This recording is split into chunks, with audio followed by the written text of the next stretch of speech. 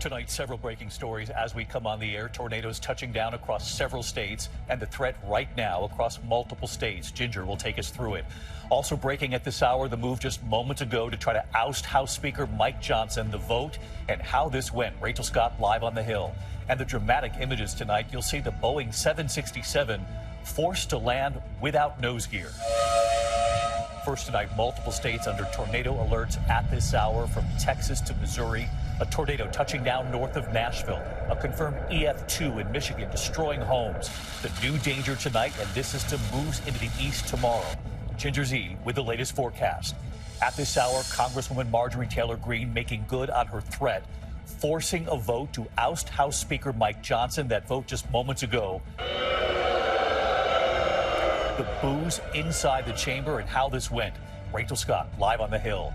Tonight, the battleground state of Wisconsin, a state that will help decide this election. The new poll just out tonight, Biden-Trump, and President Biden is there with a major announcement from Microsoft.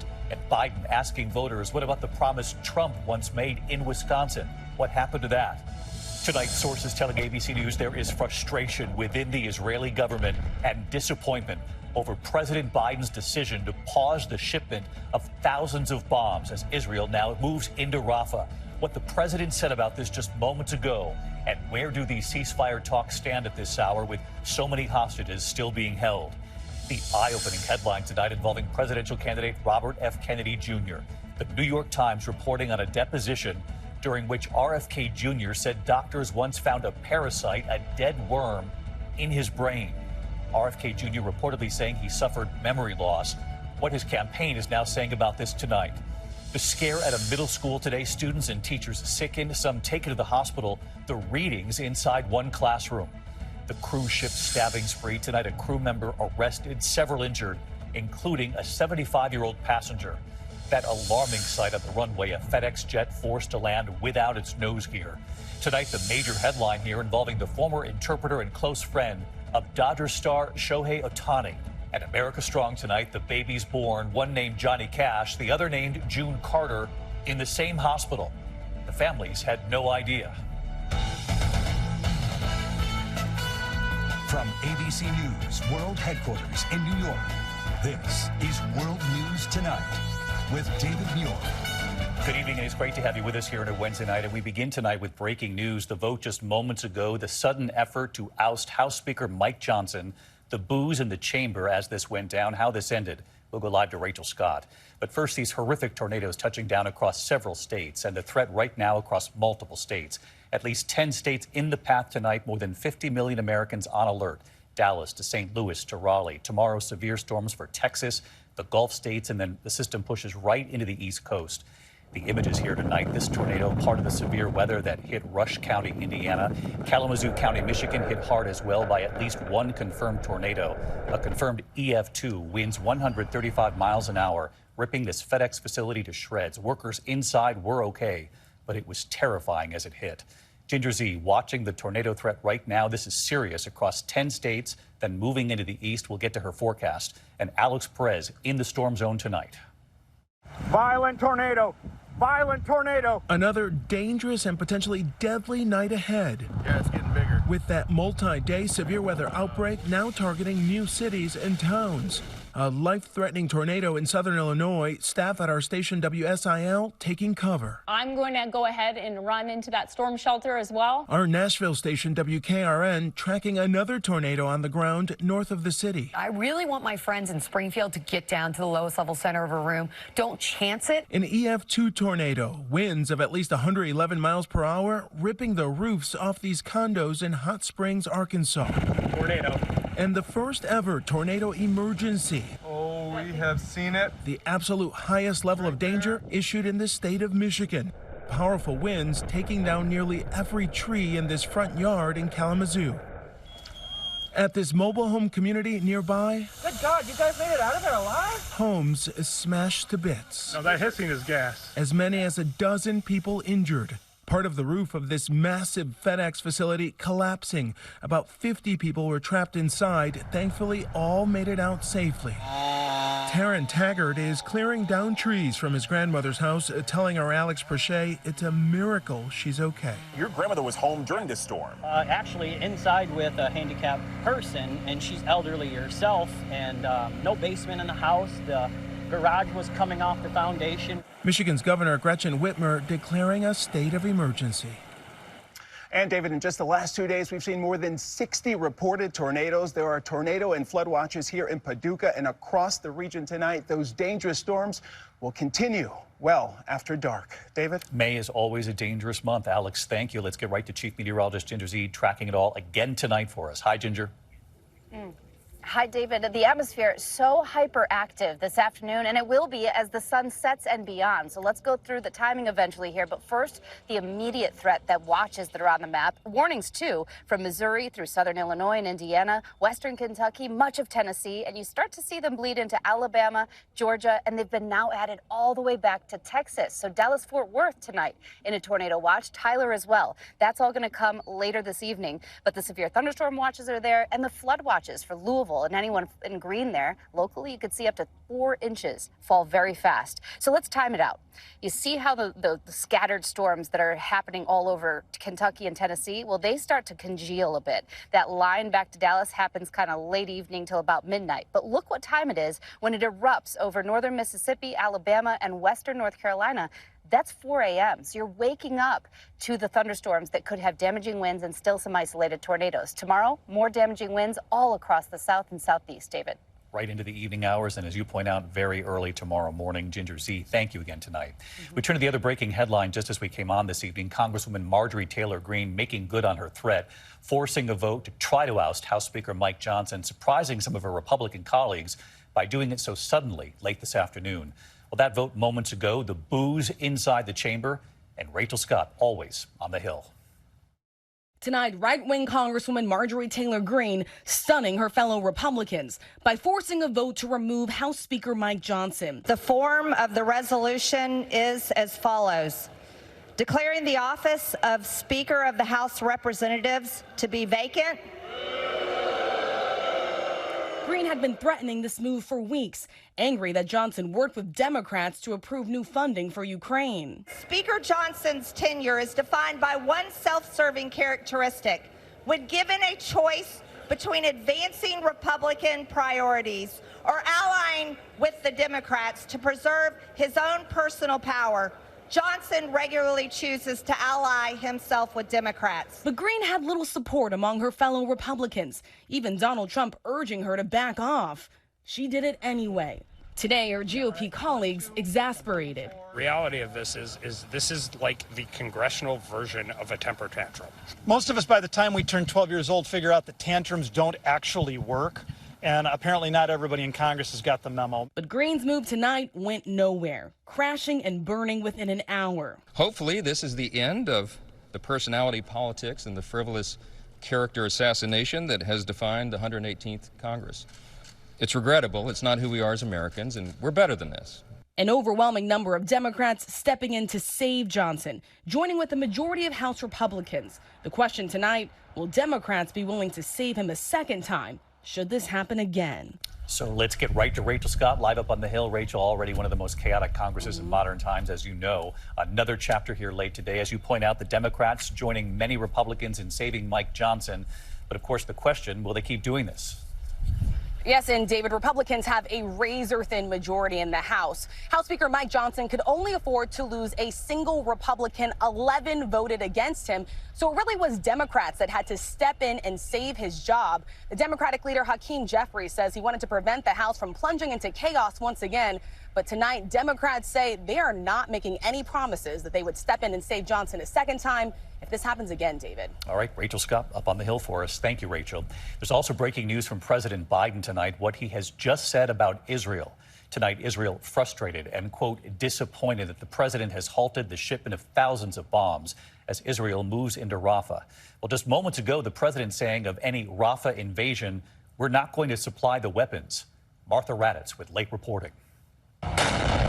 Tonight, with Israeli forces pummeling targets and expanding operations in Rafah, the U.S. for the first time acknowledging a major policy shift, pausing a shipment of thousands of bombs to Israel. Late today, President Biden giving his strongest warning yet. Civilians have been killed in Gaza as a consequence of those bombs, but it's just wrong. We're not going to supply the weapons and the artillery shells used. I've made it clear to Bibi and the War Cabinet, they're not going to get our support if, in fact, they go in these population centers. Israel is growing increasingly frustrated with the U.S. over the decision. The concern is that the 3,500 bombs in that shipment could be used in Rafah, where more than 1 million civilians are sheltering. Officials pointing specifically to the destruction caused by 2,000-pound bombs in civilian areas, bombs that can flatten buildings, their destructive power reaching hundreds of yards beyond a target. Bombs responsible for the deaths of thousands of civilians. The president's statement and the movement into Rafah putting pressure on all sides to reach a deal on a ceasefire, with the lives of many in Gaza and the fates of more than 100 hostages seized by Hamas in the terror attack on Israel hanging in the balance. But, David, there is little progress yet. David? Martha Raddatz, who continues to report on this war for us. Martha, thank you. The president's comments coming during an interview conducted in Wisconsin today. The president was there, of course, one of the key battleground states that will decide this election. The new poll just out tonight, Biden-Trump in that state. And President Biden was there with a major announcement from Microsoft and American jobs. Here's Mary Bruce. President Biden traveling to the critical battleground of Wisconsin today, where a new poll has him leading Donald Trump by the slimmest of margins. Biden there to announce Microsoft will build a $3.3 billion artificial intelligence center on the very same site of a failed Trump-era project that was supposed to create tens of thousands of jobs, but never got off the ground. It's going to be transformative, not here, just here, but worldwide. It's not only significant investment in infrastructure of Racine, but for the people of Racine. The Microsoft project is expected to create 2,300 union construction jobs and more than 2,000 permanent positions. 6 years ago at the same location, then President Trump heralded a $10 billion investment by electronics manufacturer Foxconn, promising to bring 13,000 jobs to the community. This is the eighth wonder of the world. But the project fizzled. The field where Trump once broke ground with golden shovels, now empty. They dug a hole with those golden shovels, and then they fell into it. Foxconn turned out to be just that, a con. Go figure. Biden eager to sell his economic accomplishments to skeptical voters. My predecessor made promises which he broke more than kept, left a lot of people behind in communities like Racine. On my watch, we make promises and we keep promises. And we leave no one behind. Now, work on this new Microsoft project, we're told, is already underway. President Biden certainly well aware of that new poll out today, showing him leading Donald Trump in Wisconsin 50 to 44% in a two-way race. Meanwhile, Donald Trump has been complaining to reporters that he's stuck in court instead of out on the campaign trail. He did have the day off today, but instead of campaigning, he's hosting a dinner tonight at Mar-a-Lago for investors in his digital trading cards. David? Mary Bruce at the White House for us. Mary, thank you. Meantime, there was an eye-opening headline tonight involving presidential candidate Robert F. Kennedy Jr. The New York Times reporting on a 2012 deposition during which RFK Jr. said doctors once found a parasite, a dead worm, in his brain. Tonight, what his campaign is now saying about this, and here's Kana Whitworth. Tonight, new questions about the health of independent presidential candidate Robert F. Kennedy Jr. after he claimed a doctor discovered a dead worm in his brain. According to the New York Times, Kennedy testified in a 2012 deposition that he experienced memory loss at the time, saying, "I have cognitive problems, clearly." Kennedy said one of the doctors said it could have been caused by a worm that got into my brain and ate a portion of it and then died. Most people will have at least some degree of cognitive impairment just because of the inflammation that goes on in the brain when a parasite has made a home for itself there. But there's really varying degrees to how severe that might be. Kennedy testified he also suffered from mercury poisoning around the same time. Doctors interviewed by ABC News say both conditions could cause a wide range of health problems, but for most people, the impacts are often short-lived. The 70-year-old has touted himself as a physically fit alternative to President Biden, 81, and former President Trump, 77, the oldest candidates to ever run for the White House. Even posting videos of himself doing push-ups and skiing with an Olympic gold medalist. I go hike, and I hike uphill for a mile and a half up and a mile and a half down with my dogs, and I do my meditations. And then I go to the gym, and I go to the gym for 35 minutes. And David, Kennedy's campaign tells us he did have a parasite, but that the issue was resolved more than 10 years ago, and that questioning his health is a hilarious suggestion given his competition. David. Kana Whitworth tonight. Kana, thank you. This evening, the scare for middle school students in San Jose. First responders rushing to a hazmat scare at their school. Fire officials say at least 8 children and 2 teachers were sickened at Sunrise Middle School. 2 students were hospitalized. The problem believed to be linked to chemicals in a science classroom. Tonight, hear the staggering toll of the opioid epidemic on children in this country. New research finds between 2011 and 2021, 321,566 children lost a parent to a drug overdose. The rate of that loss more than doubled over the decade. This study reported in JAMA Psychiatry. When we come back here tonight, the alarming sight on the runway, the Boeing 767 forced to land without nose gear. Also tonight, the stabbing spree on a cruise ship. A crew member has been arrested. Among the victims tonight, a 75-year-old passenger. In a moment. Tonight, an alarming scene on the runway, a FedEx cargo plane flying from Paris to Istanbul, landing without its nose gear. The pilot had warned the control tower that the front landing gear would not deploy. The nose kicking up sparks on the runway. The 2 pilots on board were not hurt. Tonight, the stabbing spree on a Norwegian cruise ship sailing to Alaska. A crew member is facing multiple charges. The FBI says he tried to deploy a lifeboat while off Vancouver Island. He then allegedly stabbed a 75-year-old passenger and 2 security guards. Taken into custody, the victims are expected to recover. When we come back here tonight, the end of an era for a popular Chevy model. The car goes back decades. And then the 2 babies born down the hall from each other in the hospital. The families had no idea what the other family had named their baby. To the index of other news tonight, the former interpreter for Dodger star Shohei Ohtani tonight has agreed to plead guilty to bank and tax fraud. Ippei Mizuhara is accused of stealing $16 million from Ohtani to cover his own gambling losses. He faces up to 33 years in prison. Well, after 60 years on the road, GM tonight is retiring the Chevy Malibu. GM says it will halt production this fall as it makes the transition to electric vehicles. More than 10 million Malibus sold worldwide since 1964. When we come back here tonight, the babies born just hours apart, same hospital.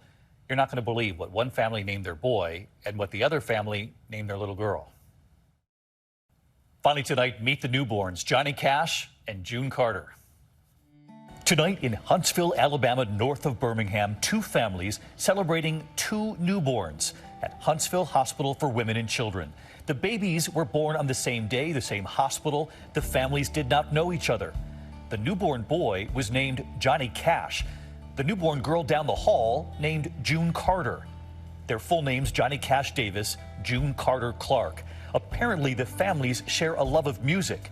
The babies born just hours apart, and when the families found out, they could not believe it. All 4 parents, fans of Johnny Cash and June Carter. We got married in a fever, hotter than a pepper sprout. The famous 1966 duet, Jackson. 60 years later, a new Johnny Cash and June Carter together. Johnny holding the guitar, June holding the microphone, their first photo shoot, and both asleep in the guitar case. Right here tonight. Hi, David. This is Sophie, June Carter's mama, and this is baby June Carter. June Carter and her mother, Sophie. We loved the moment of meeting Johnny Cash's parents, and we have loved getting to connect with them. Johnny Cash and his mother, Nicole. I'm very excited about staying friends and making opportunities for these guys to spend time together and grow up together. Tonight, both families telling us most of all they are grateful for their healthy babies, but they do love their names too. You never know how lifelong friendships can start, and these sweet babies and us parents will always have a forever bond. Bye, David. Bye-bye, and we can't wait to hear their voices when they get a little older. No pressure. Good night. Thank you for making World News Tonight with David Muir America's most watched newscast.